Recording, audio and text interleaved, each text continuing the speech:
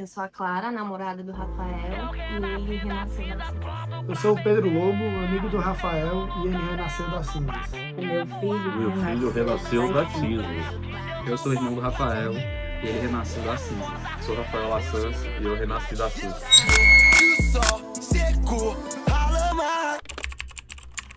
Meu nome é Rafael Lassans, eu tenho 26 anos. E o basquete eu conheci desde criança, minha família sempre foi envolvida com basquete. Meu pai jogou basquete quando mais novo. E tive meu irmão como inspiração para eu começar a jogar desde moleque, desde novinho.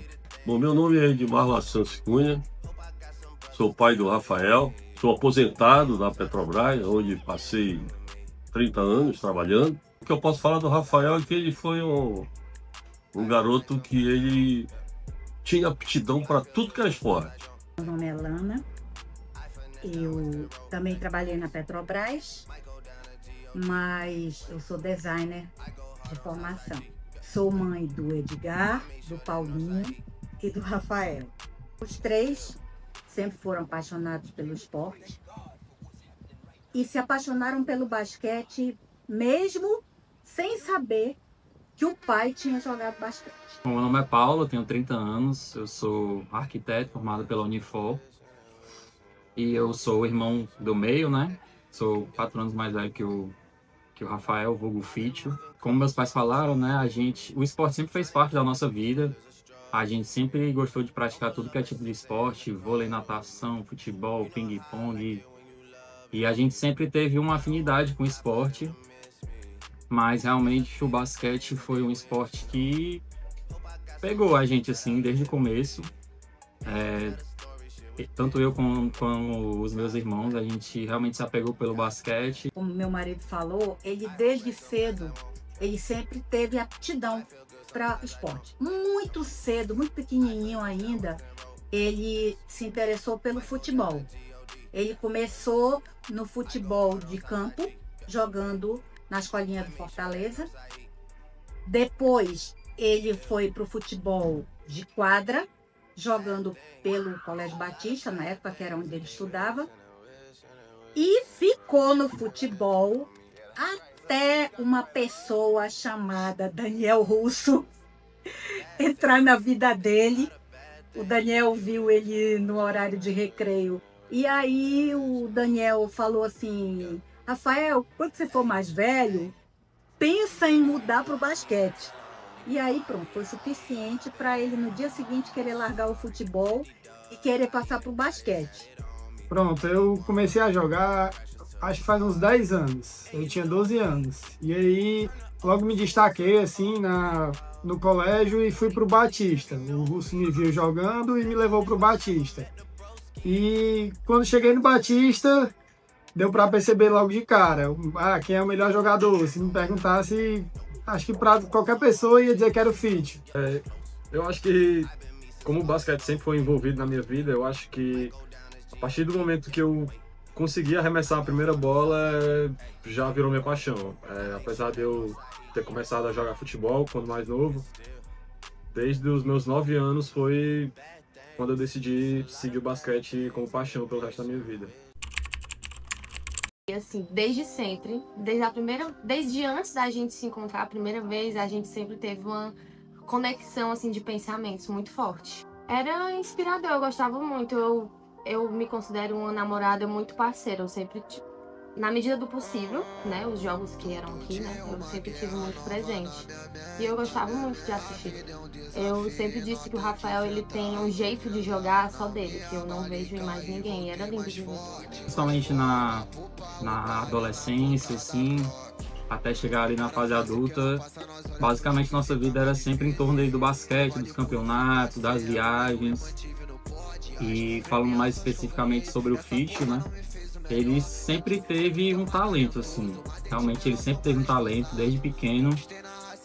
Desde que ele tinha meio metro, ele já estava arremessando bola de 3, todo troncho, mas acertando. Já inclusive ajudou a gente a ganhar alguns campeonatos, alguns jogos. E assim, realmente sempre teve um talento, assim, desde muito pequeno. E conforme a gente foi ficando mais velho, né?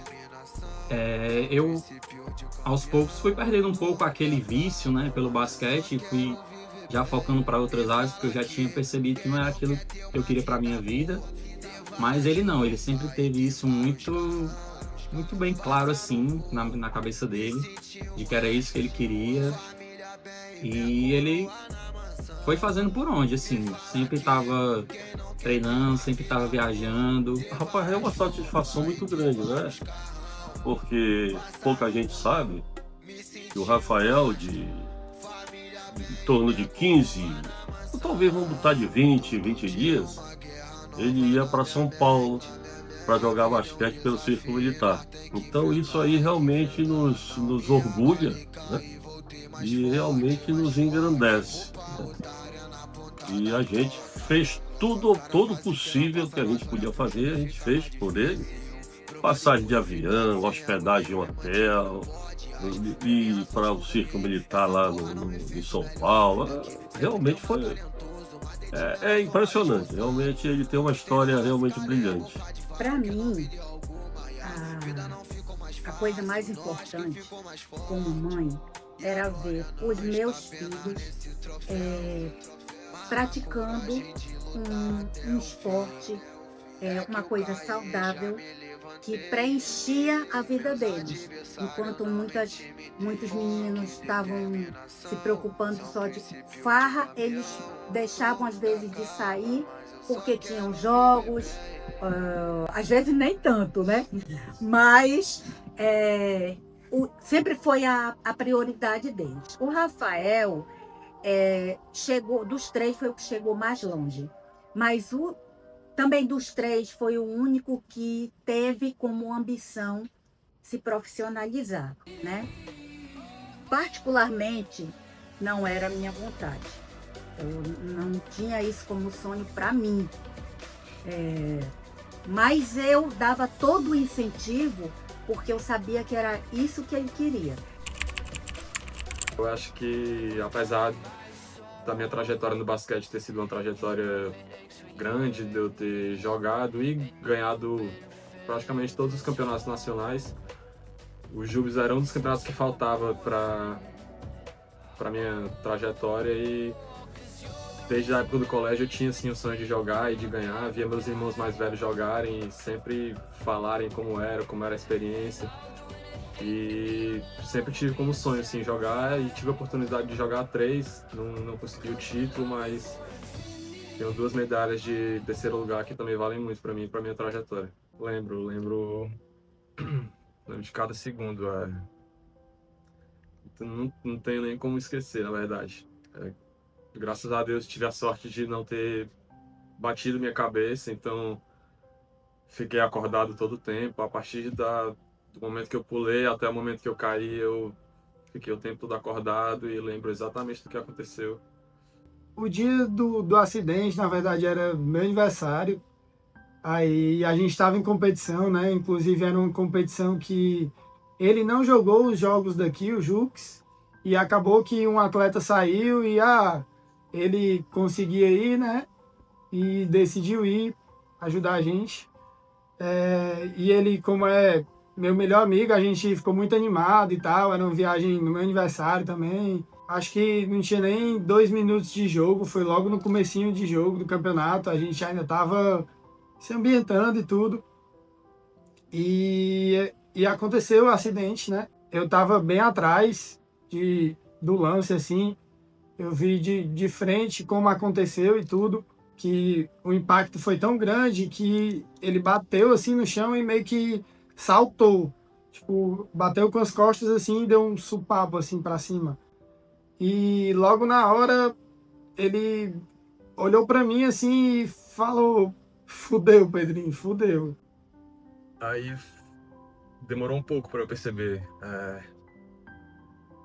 Na hora assim eu não tinha noção do que podia ter acontecido.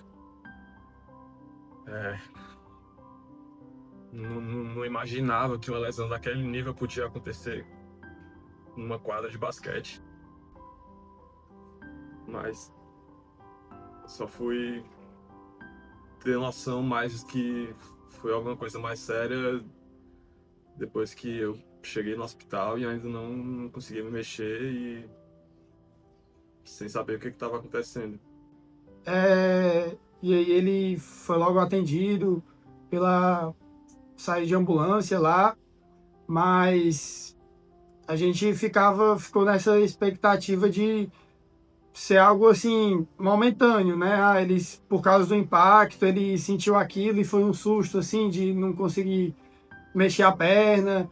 E esse era o meu pensamento na hora, né? Eu não imaginava a gravidade. Como os pais deles falaram, ele foi para um hospital público antes. Então, era o protocolo do campeonato. Eles tinham uma lista de hospitais e aí levaram ele para esse hospital. E aí, ele foi para uma área que ninguém podia entrar. Então, assim, a gente não conseguia ir ver ele. Estava eu e o nosso técnico lá. A gente não conseguia ir ver ele e ficava naquela expectativa. Eu falei com o Paulinho quando eu estava no caminho lá e tal, quando eu cheguei. Mas eu não tinha noção da gravidade que tinha sido. E aí, de vez em quando, o médico vinha e dava algumas informações para a gente e tudo. E a gente ficou nessa expectativa de algum exame, de alguma notícia mais concreta para falar, né, com os pais dele ou resolver alguma coisa de transferência para ele. Então, na verdade, a primeira notícia que eu tive, eu acho que foi logo assim após o acidente. Mas na verdade o que o Pedrinho me falou é que ele tinha se machucado, tinha batido a cabeça, mas até então a gente não tinha a noção da gravidade do que realmente tinha sido o acidente, né? Então, na hora assim, eu realmente não fiquei tão preocupado, porque eu pensei, não, foi um acidente, mas vai dar tudo certo, vai ficar tudo bem. E assim, eu acho que a gente nunca acha que vai acontecer o pior com a gente, né? Ou com alguém próximo a gente, ainda mais alguém da nossa família. Tava em casa e aí o Pedrinho me ligou, era de noite já, assim, no comecinho da noite. E aí o Pedrinho me ligou e me contou que ele tinha sofrido um acidente. Não disse exatamente o que tinha sido, só disse que tinha sido um acidente grave. E aí logo assim que ele desligou, eu liguei pra mãe dele. A mãe dele me contou, né, a gravidade que tinha sido. E foi isso. No outro dia, sim, já mudou completamente. A primeira informação que nos deu foi o colega dele, né, o Pedrinho, que é o assessor aí dele, né? E quando o Pedrinho falou, a gente teve assim uma sensação assim ruim de início, né? Dispão, Rafael quebrou a coluna cervical, né? Assim que acesa, e aí vai ficar paraplégico. Foi o que passou na minha cabeça, né? E aí nós nos preparamos e saímos correndo atrás de passagem aérea para ir para o Rio de Janeiro. Nós estávamos aqui na concessionária e eu me lembro que meu telefone tocou e eu vi Pedrinho. E aí o que eu pensei na hora? Pensei, é o Rafael me ligando, vai ver que o telefone dele descarregou e ele está me ligando. Quando eu atendi, era o Pedrinho. E aí o Pedrinho disse, oi tia, tudo bem? E quando o Pedrinho falou tudo bem, meu coração dizia assim, não tá tudo bem, aconteceu alguma coisa. E aí ele falou assim, tia, aconteceu um acidente. Só que assim, mãe de atleta já passou por todo tipo de acidente. E eu pensei assim, na hora. E falei pro Pedrinho o que foi que ele quebrou. E aí o Pedrinho falou assim, não tia, foi uma coisa séria. Ele fraturou a coluna. Não sei por quê, mas meu coração estava muito calmo. Eu só tinha certeza de uma coisa, que eu precisava ir para lá, que eu precisava estar perto dele. Mas o desespero, a sensação de que ele nunca ia sair disso, não me passou pela cabeça. Eu tinha certeza que isso ia se reverter, eu só queria estar lá. Eu só queria estar perto dele e ver com meus próprios olhos o que estava acontecendo. Como a gente realmente confia em Deus, a gente, depois que chegou a ver o Rafael, a gente tinha certeza, depois de um dia, 2 dias, que a nossa presença ali junto dele ia fazer com que ele se recuperasse o mais rápido possível. A gente estava tentando a transferência dele, né, para outro hospital. E aconteceram várias coisas, mas no fim, graças a Deus, a gente conseguiu que ele fosse transferido, né? Nesse meio tempo, eu até fui visitar, entrei lá na salinha que não podia entrar, fui visitar ele, dei o celular para ele falar também, acho que com a mãe dele, se eu não me engano. E para tentar acalmar ele também, eu não sabia o que passava na cabeça dele, né, de estar sozinho e numa situação como essa. Mas basicamente o dia foi esse. E aí no final do dia, assim, lá para as 9, 10 horas da noite, ele conseguiu a transferência para o hospital que ele realmente fez a cirurgia. E que o que me pegou, que eu não vi. Como ele estava sem telefone e ele estava no Rio e eu não tinha como ir para lá, então eu passei acho que uma semana sem ver ele, sem falar com ele. Eu conversava com a mãe dele, conversava com o irmão dele, eu vinha para cá, ficava aqui com o irmão dele, mas eu não falava com eles, eu nem via ele. Então foi o que mais doeu em mim. Era querer cuidar, querer estar perto e não poder nem falar com ele, nem escutar a voz dele. Foi muito difícil. Foi muito difícil. Tanto pelo fato do basquete em si, né? De pensar que ele talvez não poderia nunca mais jogar. Mas, sinceramente, eu acho que isso era o de menos, assim. Eu acho que o mais difícil era...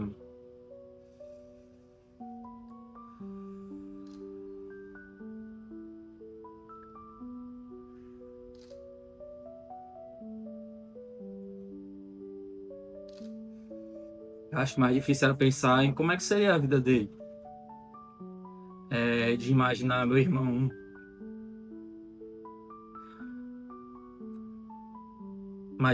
sem conseguir andar, ou sem conseguir se mexer, qualquer parte do corpo, ter que passar o resto da vida andando de cadeira de rodas. E realmente não saber o que ia acontecer, eu acho que foi mais difícil, assim.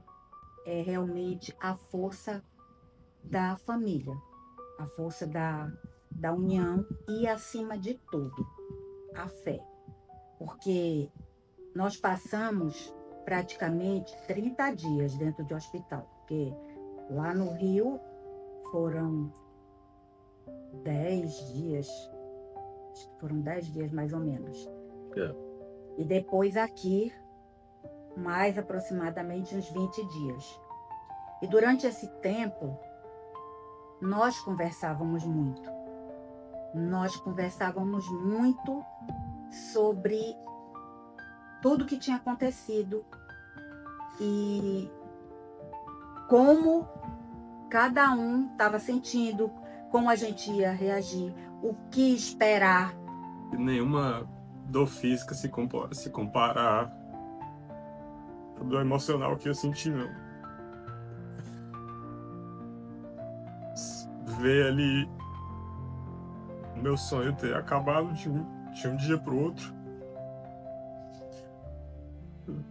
Ver minha vida dependendo dos outros, dependendo dos meus pais, dependendo da minha namorada, do meu irmão.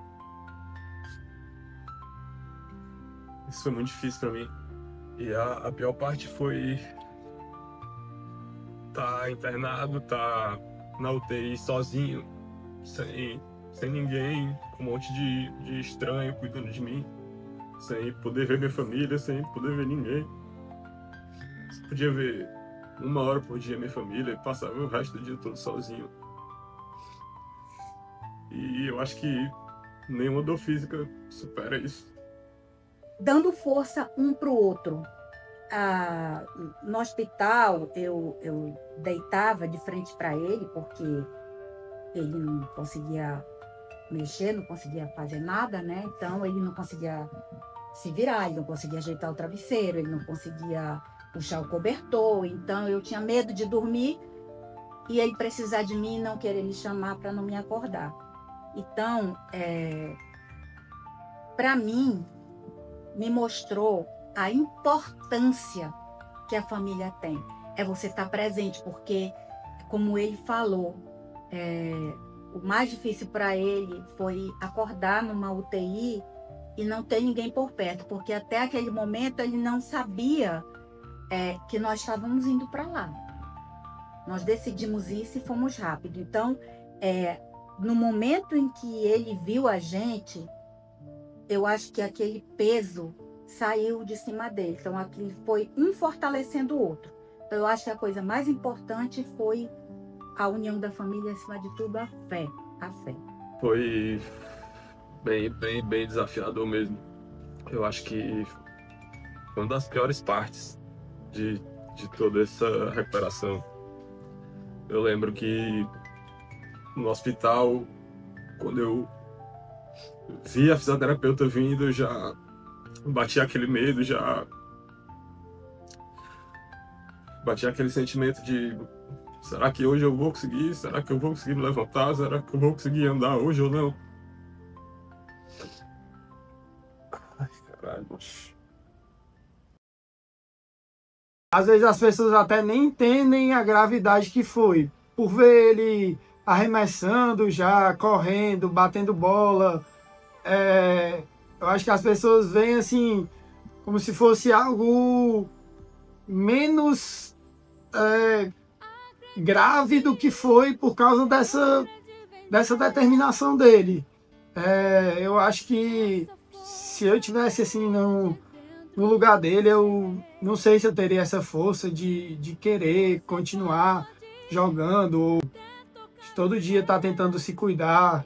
Hoje ele é um cara que se cuida bem mais, vai para academia, vê a importância disso. E com certeza é inspirador.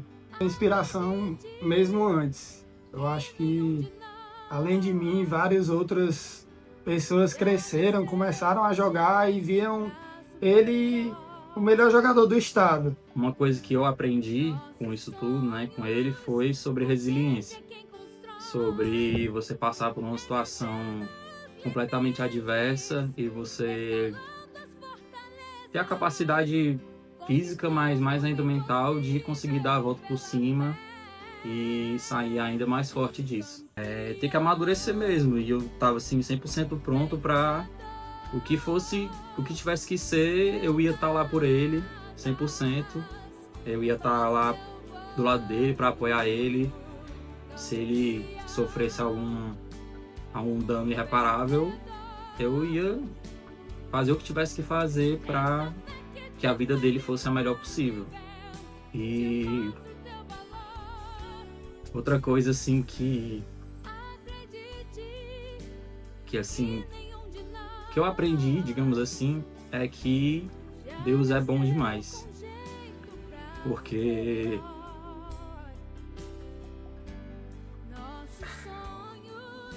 realmente foi um milagre. Um milagre ele ter passado por tudo isso e ele tá aqui hoje, podendo andar, podendo fazer academia e arremessando na bola de basquete de novo. E isso em tão pouco tempo. Me deu um gás a mais e eu tive ali certeza de que eu amo ele, que eu quero passar o resto da minha vida com ele. O Rafael é uma pessoa mais centrada hoje em dia. Antes ele era muito avoado. E agora ele percebe que o que realmente importa na vida são as pequenas coisas do dia a dia. O simples da vida. E isso foi uma coisa que cresceu muito dentro dele. Então eu acho que a gente, né, no futuro, a gente vai construir uma família linda, com loirinhos lindos. Com os olhos verdes iguais dele. E agora eu vejo que ele é um homem maduro pra ser o pai, sabe, dos meus filhos. Eu acho que isso amadureceu muito. Depois do acidente, a admiração, ela se tornou diferente porque ela se focou na pessoa. A capacidade que ele teve de enfrentar tudo, porque ele sempre foi um menino muito ativo, aquele menino que não parava em casa, não sossegava, toda hora ele queria estar na rua, toda hora queria estar saindo, toda hora queria estar fazendo alguma coisa. E o meu maior medo era como é que vai ser a vida dele nesse momento que ele não está podendo fazer nada. E me surpreendeu a maneira como ele enfrentou, porque em momento nenhum ele me disse assim: por que isso aconteceu comigo? Tá? ou em momento nenhum ele pensou que ele não ia vencer. Pelo contrário, às vezes ele dizia para mim: mãe, não fica triste não, porque eu vou voltar a andar. Realmente faço as palavras da minha mulher a minha, né? Porque realmente o Rafael, em nenhum momento ele blasfemou, ele falou, né? De Deus, por que isso aconteceu comigo, muito pelo contrário. Ele sempre tinha aquilo que ia ficar bom, bem, e que realmente, né, aquilo ali para ele foi apenas uma passagem, foi uma coisa que Deus colocou na vida dele para ele aprender, para ele saber que Deus existe, que a religião é importante. Tanto prova que se você for olhar nas tatuagens dele, ele tem o rosto de Cristo, né? Porque realmente ele se tornou um cara, né? Vamos dizer assim. Fortaleceu a fé. Fortaleceu mais a fé dele, né? E que a força de vontade das pessoas, né? Junto com a força divina, a gente consegue resolver todos os problemas. Fico muito feliz em conseguir inspirar pessoas através da minha história, também fora das quadras, não só no basquete. Eu tento enxergar a vida hoje em dia assim, apesar de tudo que aconteceu, o basquete sempre vai fazer parte da minha vida, eu sempre vou estar ali, seja torcendo, assistindo, ou se Deus quiser jogando. Fico muito feliz em ver meus companheiros, meus amigos jogando, e se Deus quiser, logo mais vou estar de volta com eles. Eu diria pra ele não ter medo. Pra ele correr atrás do seu sonho, apesar das dificuldades, do que os outros vão falar. O Rafael era um Rafael muito medroso. Não tinha opinião própria, não sabia o que queria da vida. E hoje em dia eu falo pra ele vai, faz, segue tua cabeça, segue teu sonho. Com isso eu aprendi que a vida muda de um dia pro outro. Então, se eu for deixar pra amanhã, pode ser que amanhã não dê certo. Eu sou Rafael Lassance e eu renasci das cinzas. Eu sei que o sol secou a lama, a luz que vem do céu bate no solo e nasce planta. O Falcão sempre dizia que o Paulinho ia ter grana.